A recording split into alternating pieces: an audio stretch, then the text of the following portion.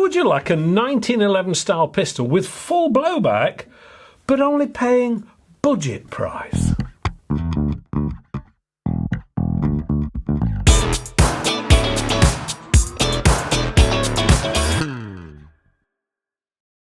Hello and welcome to AAR on Air. Today I'm going to take a look at the new pistol from the UX range from Umarex. There you go. And now, for those of you who are not aware, the UX range is kind of the budget end of Umarex.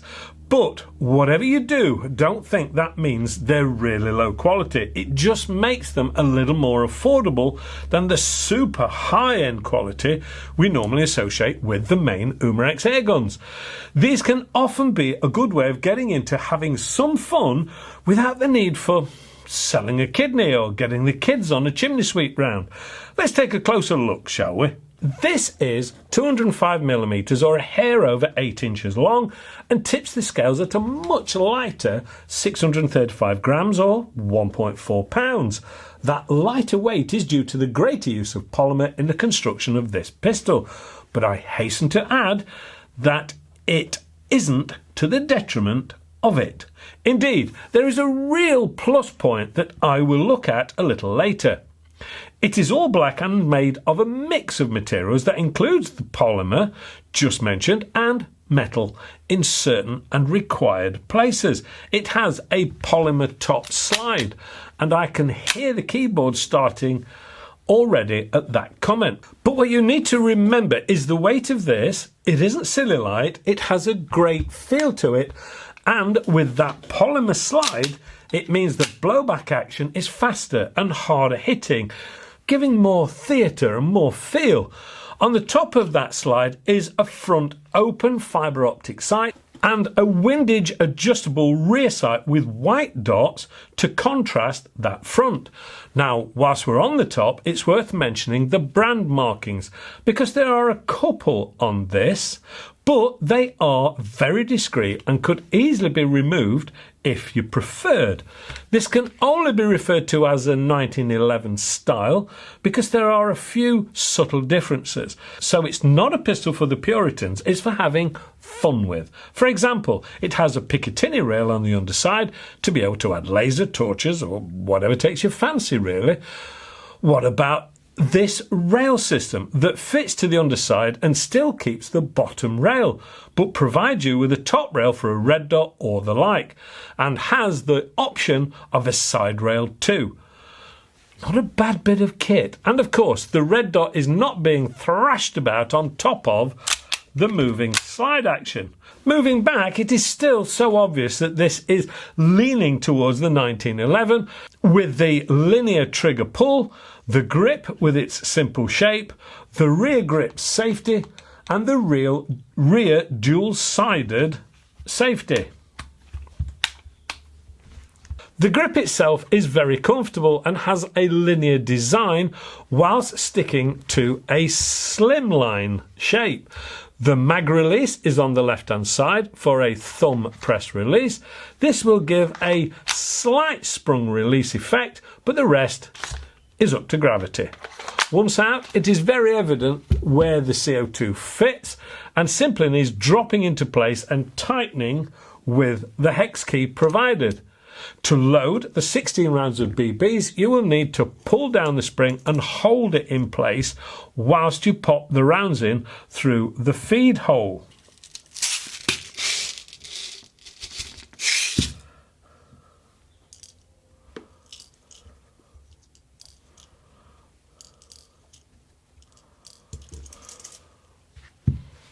Yes, I would say a catch to hold the spring in place would be helpful, but sadly it's not evident.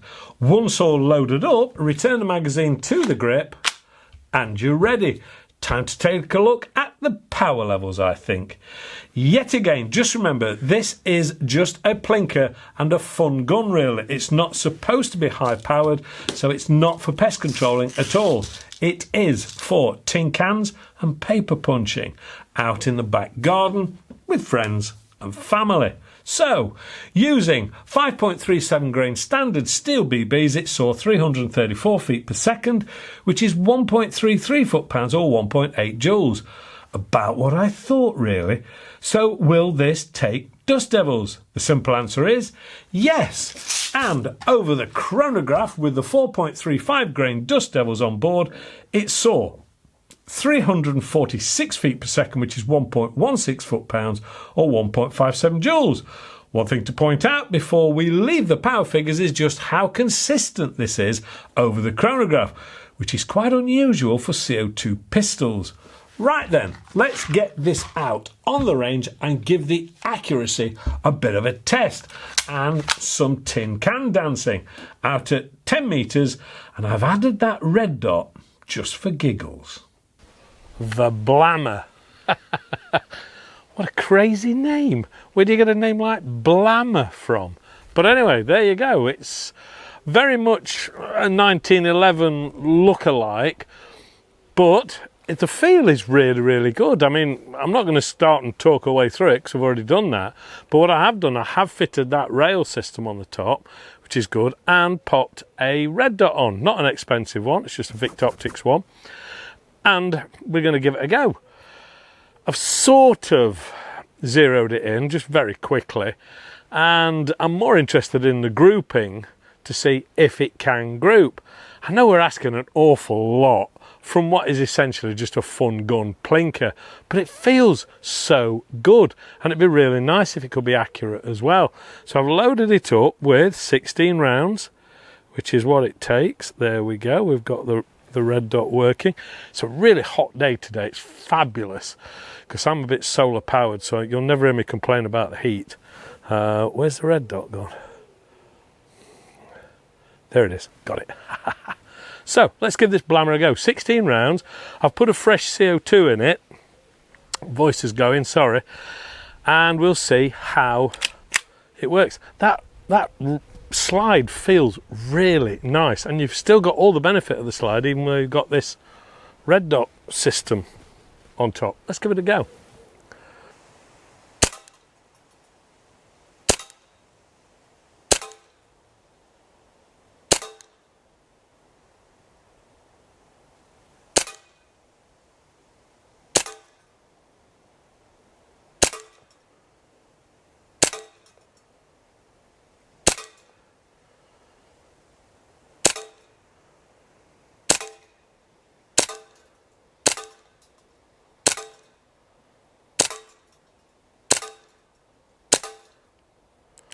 That's it, lock open after last shot.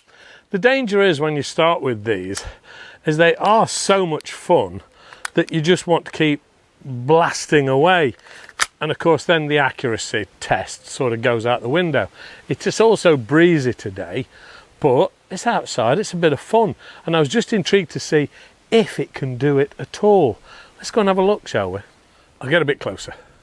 There you go, that is a full 10 metres. Right out of there. In fact, it's probably a bit further. I just put it down and frog marched my way back. But that's not too bad. It's starting to come together. It is a bit breezy, and it's a BB gun.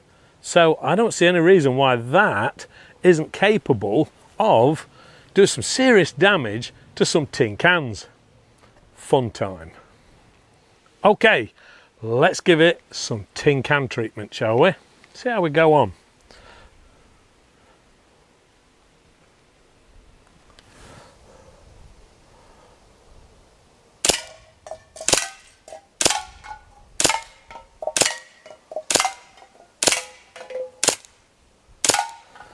And that was real time.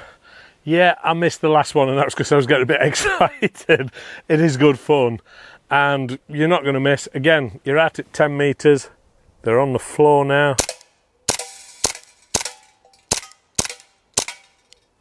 Lock open. Can't miss. That is surprisingly accurate. Really surprisingly accurate. And it's good fun. Really good fun.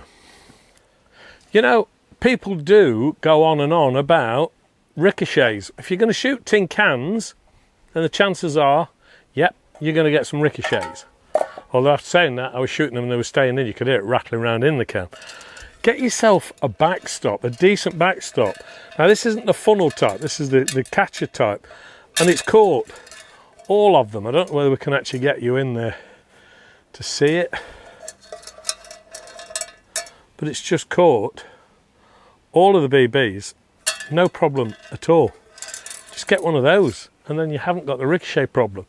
And don't forget, this one is quite capable of shooting dust devils, in which case they'll just disintegrate anyway. Great fun, absolutely great fun, on a budget. Back to the studio. Well, come on, not only is that great fun, but pretty accurate for a BB pistol too. I was quite impressed. Hopefully you've gathered that this isn't one for the Puritan 1911 collectors, but it's for fun, and it really is just that. So what is this tin can buster going to cost you? Well, at about £130 UK, I don't think you're going to need to cancel the family holiday to be able to afford one. And I've known people spend way more than that on a night out. It's fun and powerful enough for just that, without being overly powered to cause any damage. The dust devils will reduce the chance of ricocheting, so the greenhouse is quite safe. The red dot bracket will add a whole new level too. Now, I've enjoyed it, and hopefully you have too. If so, please give us the old thumbs up, subscribe, don't forget to hit the alarm notification bell to be informed when the new stuff and, of course, competitions come out. There is the AAR On Air website for merch, news, and, of course, those competitions. A big thank you to Vector Air for their help with this one. There is a link in the drop-down box below for details of the ancillaries I've used in this review. A big thank you to the people who have supported the AAR Green Air project. And here are a few of the names of just a few of those individuals involved so far. A big thank you. That's it. Thanks for watching. Stay safe and shoot safe. And hopefully, I'll see you all again next week. Bye for now. It's good fun. It's really good fun.